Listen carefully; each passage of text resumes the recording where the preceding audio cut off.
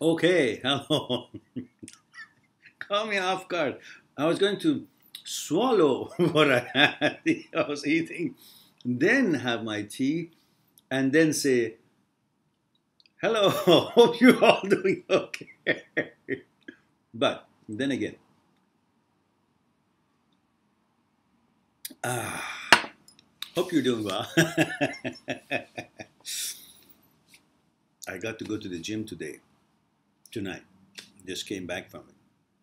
I have to do that more and more often. I used to do lots of it. But things happen in life and we give priority to other things. Or when we feel wonderful, we forget about what brought us to this wonderful state and stage. And that is something that happens to almost everything else that we do in life, such as your relationships and your breakup and all that. And if you think back and say, well, what was I doing before I had a relationship? You realize that you were probably doing lots of things for yourself, developing yourself, whether it was through reading or through exercise or through some project, work, or whatever it was that you were into, and you were focused. You were focused on life. And because you were focused on life, you were attractive because you seemed like you don't need anything. You were free. And people like other people who seem like they don't need anything, whether they pretend that or whether it's a reality. Either way, that's how you were. When you had no one in your life, a special someone, when you had no relationship at the time, yes, something was missing in your life, but you were pretty in control. And that feeling of being in control and your life had order. See, we talked about order and disorder in the previous um, videos. When your life seemed to have an order, because there was nothing to disturb it and bring disorder, you were attractive because you felt in control, you felt happy. And that feeling of happiness and confidence and being in control of your life is very attractive to many people. And that's how that came about. But once you got comfortable with that, you got something that perhaps you were looking for or you were hoping for, and then you forgot about how you were, how you used to be, what things you were doing that made you special and attractive in different echelons, in different levels. And that's what you need to go back to yourself. Doesn't mean do exactly the same things you used to do before this relationship. You've grown and things have changed, your interests may have changed, but what you need to do is to do things that at this time you find it necessary for your development, for your enjoyment, for your feeling free and in control and create that order that you like. Because you see, if you remember, we talked about order and we talked about what it means, and we talked about when two people are together, each have a different center. And the center is the whole of them. The whole of them is where they were raised, their parents, their religion, their nationality, their customs, and their society they were raised in, the interests they had, the studies they did, the school they went to, the people they mingled to, all of that, the whole thing, their, habits, desires, dogmas, all of that was your center. And then we said that the other person, obviously, like everyone else, has a different center. There's a different order in his life, different center, because he was born and raised in a different place or different family, in different school, and different people, different things he saw, different things he wrote, he read, school books, whatever, and desires and fears and anxieties and egos and dogmas were all created through being uh, influenced by different things in life, and that had made their center, the whole of it. And then we said your center will affect their center, your preferences and your consciousness, what's in here, which is from all these things that we just talked about, makes you act and react in different way, and makes the other person act and react in different way, which, because of that, it creates disorder in your center, and he or she creates disorder by being who they are in your center. Remember? And we said that's one of the reasons, or the real reason, that why breakups happen, because the consciousness is different, the whole self is different, the center is different, and then something new, something else with different way of doing things and thinking and habits and all those things creates a disorder into how your center has been put together, and you create disorder in how their center has been put together. So the breakup happens. Now, listen carefully. One of the reasons that you feel so awful right now is because there is a new disorder. Because the disorder that was created through your relationship with you and your partner, after a while, number of years, had become the new order for you. You had dealt with it. You had difficulties and differences, and you had talked about or fought about or debated and, went back and forth on it. And that whole thing, whether you came to some kind of a compromise or somehow you dealt with it or you just became passive about it, either one of you, but that whole thing became influential into creating a new center for you. So therefore, there was a new way of things, and it was a different order that you used to have. Now that you guys are not together anymore, now you feel a disorder again. You see, this person and this person had different centers and different orders in their life. They got together, and because they were different, they were creating disorder in each other's center. They had fights and so on, and eventually didn't work out and broke. But before it broke, it maybe lasted a few years.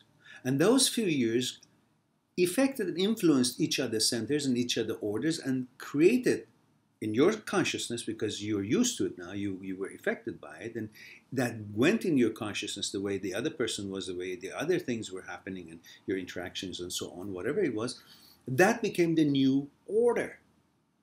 And now that it's broken up again, it's a new disorder.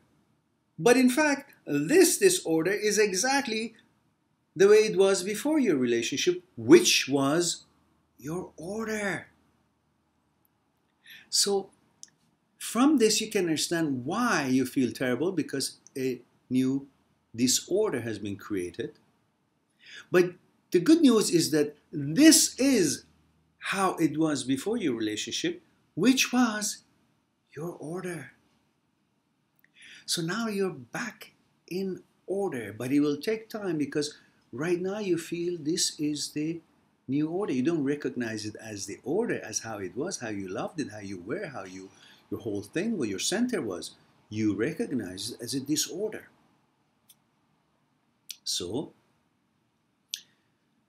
I just realized that I've been talking to you again without the microphone that will give me a good quality of voice, but I'll see. If it worked, I'll keep it. If not, I gotta redo it again.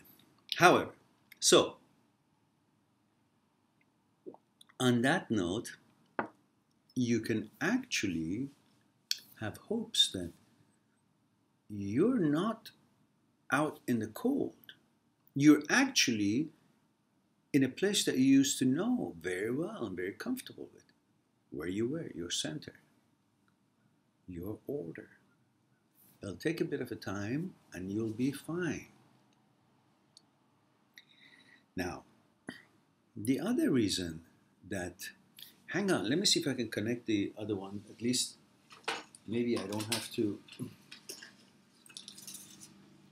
Maybe I don't have to redo the whole thing, I hope, because the computer does have microphone itself, and maybe the quality would be different, but we hope that it will work out. Let's see. Come on, give me a light. There we go. So, by the way, a little deviation. Have you guys ever had this? This is dragon fruit. For the first time, I had it a couple of days ago.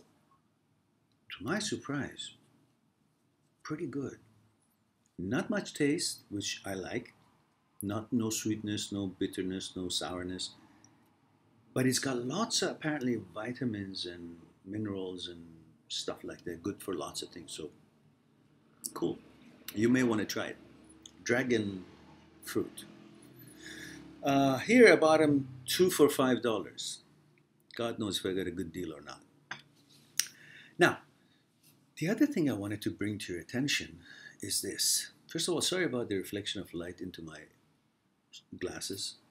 Low budget production, so but I try to move away from the glare. There we go. Now, one of the reasons that you're probably uncomfortable, possibly, at least we can ponder on it, is because every time that we meet someone, through the interactions that happens naturally, every one of us try to make the other person like some of the things that we like, or do some of the things that we do, and activities that we like, interactions that we like, taste in food or in clothes or in activities or in whatever it is, decoration of the house or whatever it is, kind of have our influence on each other.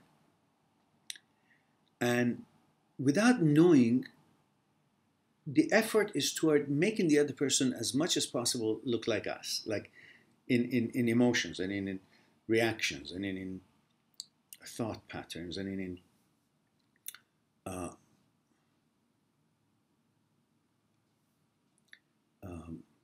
I was thinking, why am I saying in 2 times and in? I should have said and in. So my thoughts went there. You see how consciousness takes us away from present moment. I should be here right now with you. So we try to turn the other person as much as possible to be like us in all these things that I said, interactions and emotions and thought patterns and taste in things and whatever. So, knowing that, maybe not consciously knowing that, maybe not paying attention to it, but it happens, I think, that you begin to see lots of you in the other person. And the other person sees lots of you, lots of him or herself in you. Which means, now that you've broken up, you have this feeling of you've lost you. You broke up with something that was in some ways or many ways like you, and you love yourself. So that's why that feeling of love, loving yourself, and now the other person having had some things similar to you, emotions about some things like you, taste in some things like you, reactions in some things like you, activities in some things like you, because you guys worked on each other and you thought about it. I don't want to do this. I want to do this. No, I don't want to. Eventually you guys did. Eventually it became part of your new habits and you settled with it, and it became like as if you each take part of the other one in you, or you act and react and interact in that way as the other person does. So each one of you looks similar to the other person's self. So the girlfriend begins to look similar to the boyfriend's way of doing things and way of being. And the boyfriend begins to look similar in some ways to the girlfriend's mind, in the girlfriend's mind to the girlfriend's way of being. And that which stems from each one loving each themselves. Let's talk about one of you. Let's say you're a guy, and the other ones just reverse it. And so you begin to see. Let me get rid of this email thing. It's always I forget to turn it off, and it kills me. So where the heck is it? Now where am I? Okay, there we go. So your girlfriend's left you, but you worked for a while, and you ended up unintentionally, but she became part of you in your mind because of the similarities and things that you guys eventually developed, and things that you went through, whether happy stuff or sad stuff, or life has stuff, challenges that you came about. Maybe you were involved in the challenges that came about, and so now the girlfriend has left, and you kind of feel like something that was similar to you is not here. It's like you're missing yourself now, and you're loving yourself, so you feel like I'm missing what I love, which is part of me. So it's kind of deep, but it's true, because we all love ourselves. And when somebody becomes like us, or we think that person through interaction, actions, emotions, and time of spending time with each other has become somewhat like us, now that they're not with us, we feel like we're missing me, part of me. And how can I endure that? It's me. It was not my clone, but it was that person so close and familiar to my center. It's not about that you really want that person because of what she would do for you, or the intimacy, or whatever else. Those are, of course, part of the whole thing. We've talked about that before. But also there's another underlying thing here, and that is the fact that you love yourself. So now that similarity makes you love that. So you're missing the love. You're saying, how could I not have that which is part of me? Because now you're confused, and you think that person really, because of the similarities that have been created, is like part of you. And you're missing that entity that was considered indirectly part of you. And that's what's draining you, because you want that part. In other words, it's not really that person. You want yourself back. You think something of you was taken away. Can you dig that a little bit? Think about it. So the key here is that you have to recognize the truth. Go back to some of the other videos, and it tells you why and how that person became like what you think that person has become, like you, or part of you, or like you, or similar to you, whatever, in some ways at least. It was you who made them to become like you, which you miss, and you think you're missing them, but actually you're missing part of yourself that you think has been taken away. That person carried it away.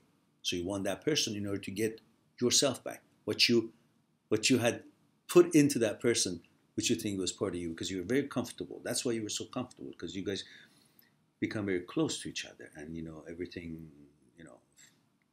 habits and so on and so forth, becomes settled, and order resides. So if you consider the order part that I talked about, and the part that you're now thinking that the love that you're missing is really love for yourself in a way, plus the love for that person, however that person was. So if you recognize that nothing has been diminished from you, nothing has gone anywhere from you, everything about who you are, what you are, it's not gone anywhere. It's still in you, and it's you, because you're the one. That was an imitation. Whatever that person had become, like, similar to, that was just a reflection. It's not that you're missing any part of you. It was a reflection that is gone. So find another mirror, find another person, and go through the activities and interactions, so on. It takes a little bit of time, but the new order will be created, and the new reflection of you again in that person will be created, which would be part of the bonding, and so on and so forth. Okay, now you have a wonderful evening. Sorry about the glare again. I probably look like some cartoon character with this, or my eyes look dark because there's not enough light here. But eventually, when the books come out and you guys buy it, and I'll become, I would be able to afford to get new lights. I'm just joking. But you will buy it. I can afford the new lights, but only if you guys promise me that you will do what I'm asking you to do and pay attention to your lives. You're all good people. Sorry, I don't mean being threatening. This is for this. Have a nice evening. Be good to yourselves. I joked a little bit about you guys today, but I want to bring your attention to the fact that life goes on strongly. Nothing has been diminished from you. You're a great person as you were before. You're just a little bit disoriented because things are changed. That's it. We were all probably a little bit disoriented when we find a relationship, when we're just finding a girlfriend, or if you're a woman finding a boyfriend. Things kind of odd, should I let this person in my life, and everything that I do is now into. But now that you got used to them, now it's a little bit disorientating again, and that will take a bit of time for you to reorient yourself, and it helps to find new friends. Just go on, don't hang in there. Talk to you soon, and have a wonderful evening.